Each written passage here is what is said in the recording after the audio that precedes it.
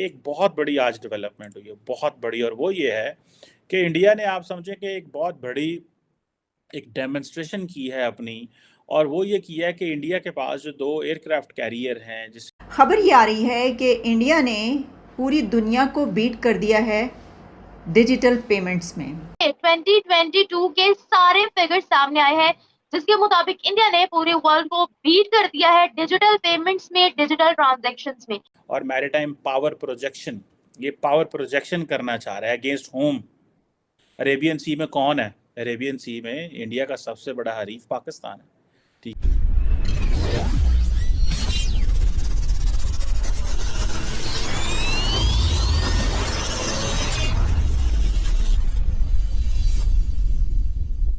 Hello दोस्तों, welcome to my YouTube channel Apna Hindustan.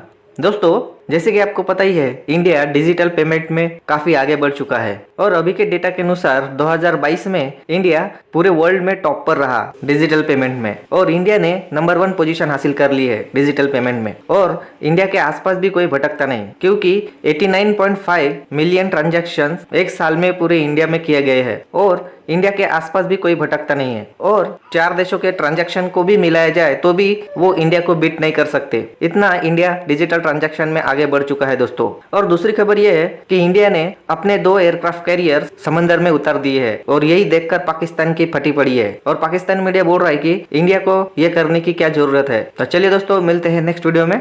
जय हिंद। खबर ये आ रही है कि इंडिया ने पूरी दुनिया को बीट कर दिया है डिजिटल पेमेंट्स में। इंडिया ने टॉप किया है वर्ल्ड रैंकिंग इन डिजिटल पेमेंट्स और इसमें जो ट्रांजैक्शंस हैं वो हुई हैं 89.5 million digital transactions in the country. 2022 के ये फैक्ट्स एंड फिगर्स सामने आ रहे हैं कि पूरे साल का जो डेटा सामने आया है उससे ये पता चला है कि पूरी दुनिया को बीट कर दिया है डिजिटल पेमेंट्स में। तो इस वक्त हम बात करें उस डिजिटल इंडिया की जिसने सबको पीछे छोड़ दिया है, जिसमें चाइना भी है और भी तमाम कंट्रीज़ हैं दुनिया के। तो ज़रा देख लेते हैं कि और कौन से कंट्रीज़ हैं और वो किस नंबर पर आ रहे हैं। पहले नंबर पर जैसे मैंने बताया कि इंडिया की जो डिजिटल ट्रांजैक्शंस कही जा रही हैं वो 89.5 मिलियन डिजिटल ट्रांजैक्शंस हैं। अब इसको आप, मेरा ख्याल है कि 9-10 करोड़ के करीब ये बनती हैं, हो सकता है ये कुछ आगे पीछे हो, लेकिन इसमें जो डेटा मेरे सामने है वो 89.5 मिलियन है।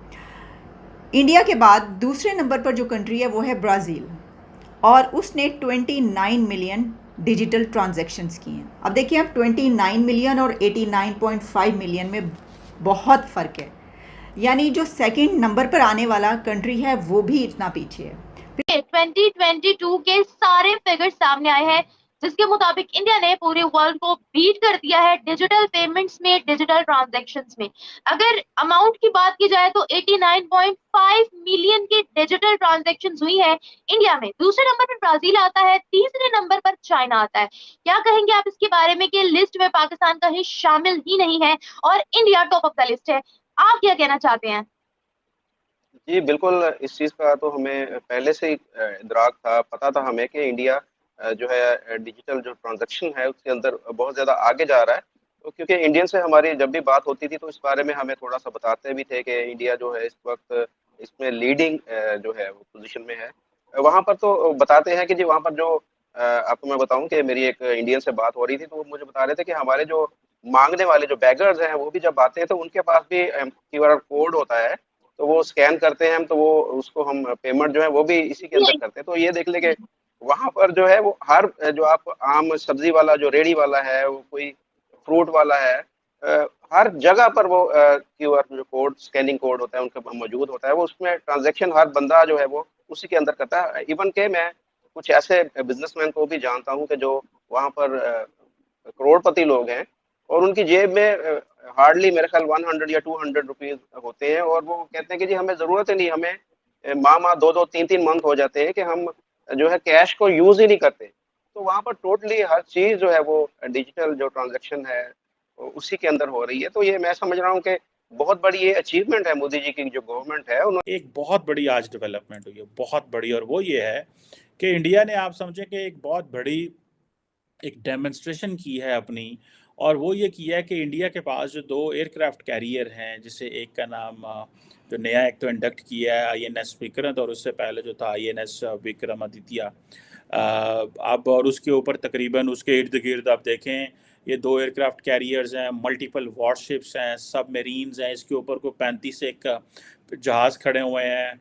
और ये कहने के लिए जनाब के बहुत सारे जहाज़ हैं जिसमें एडवांस लाइट हेलीकॉप्टर्स हैं, कॉमोव है, MH-60R है, जिसे कहते हैं MiG-29 के, और बहुत सारे जो है ना वो हेलीकॉप्टर्स वगैरह हैं इसके ऊपर खड़े हुए हैं। और इसको बेसिकली इंटरनेशनल अगर आप देखें जो एयरक्राफ्ट कैरियर्स हैं इनके बारे में पढ़ें तो इनको या तो कहा जाता है they are called as sailing cities, या फिर इन्हें फ्लोटिंग एयरफील्ड्स भी कहा जाता है। सो प्राइमरीली इंडियन समझते हैं कि ये फ्लोटिंग एयरफील्ड्स हैं, लेकिन ये सेलिंग ये इतने बड़े होते हैं कि इनके इर्द गिर्द सिर्फ जो एयरक्राफ्ट कैरियर है वो अकेले मूव नहीं करता, उसके साथ बहुत सारी सबमरीन शिप्स और बहुत कुछ होता है, उसके ऊपर भी सारी बात है, बहुत जहाज़ होते हैं। सो उसकी बड़ी कैपेसिटी है। अब लेकिन इन्होंने ये जो 2 एयरक्राफ्ट कैरियर्स हैं ये गए किधर हैं, ठीक है जी, ये अरेबियन सी के अंदर आप अगर देखें तो they have made their ingress, वो पे आए हैं।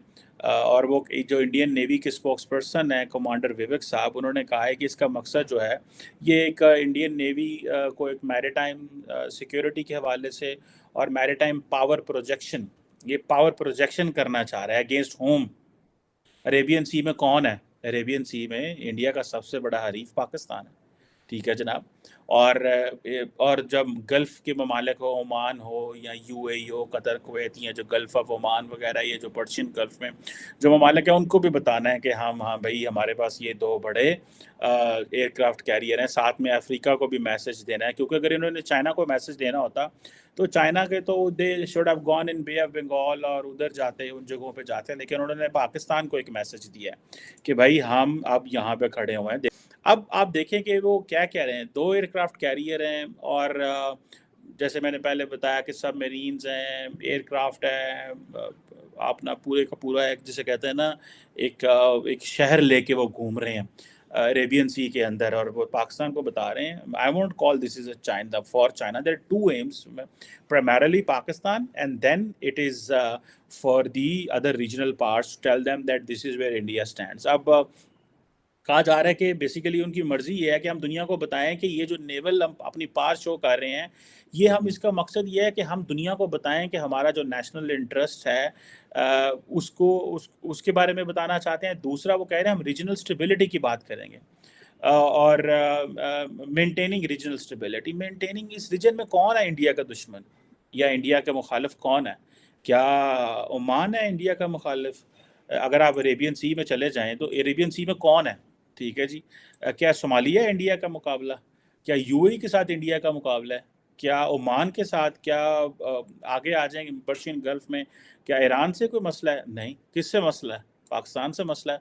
तो India basically prime minister Modi जो है उन्होंने अपने क्या मुंडिया डंड बैठक कटो ते तेल शेल अपने डोलिया मारो तो जाओ इस समंदर जाओ और दसो जाके कि this is where we are now. Pakistan is struggling. Pakistan ने अपना 1.8 ट्रिलियन रुपीस का बजट जो है वो दिया है, लेकिन वो ज़्यादातर सारा तनख्वाहों में चले जाना है। पाकिस्तान के पास इतने पैसे तो है नहीं है कि हम मिलिट्री मॉडर्नाइजेशन कर सकें।